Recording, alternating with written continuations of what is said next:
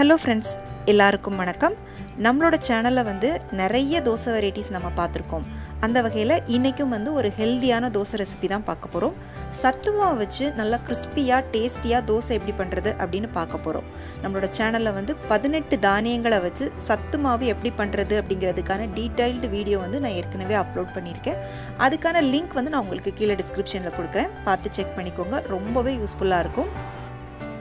இந்த சத்து மாவு தோசை பண்றது பாத்தீங்கன்னா ரொம்ப ஈஸி.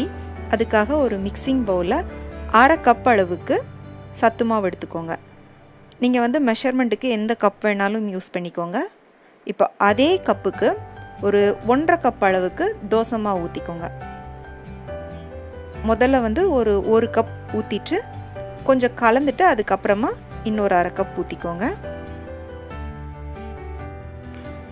தேவைப்பட்டுச்சுனா இதுல கொஞ்சமா தண்ணி கூட சேர்த்துக்கோங்க. சேர்த்துட்டு நல்லா கட்டி இல்லாம கலந்துக்கோங்க.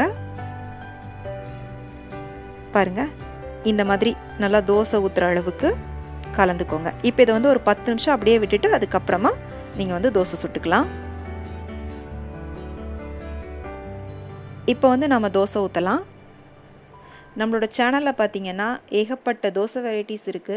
மசாலா தோசை, பெசரட்டு தோசை, வெந்தய தோசை, சோள தோசை, இந்த மாதிரி நிறைய தோசை வெரைட்டிஸ் நான் அப்லோட் பண்ணியிருக்கேன். அதுக்கான லிங்க் எல்லாம் நான் உங்களுக்கு கீழே டிஸ்கிரிப்ஷன்ல கொடுக்குறேன். செக் பண்ணிக்கோங்க. ரொம்ப யூஸ்ஃபுல்லா இருக்கும். இப்போ இதை ஒரு மூடி போட்டு மூடி கொஞ்ச நேரம் வேக விட்டுக்கலாம். இப்போ ஓபன் பண்ணிட்டு சுத்தி 1 ஸ்பூன் நெய் இல்லனா எண்ணெய் உங்களோட விருப்பத்துக்கு ஏத்த மாதிரி எது வேணாலும் ஊத்திக்கோங்க.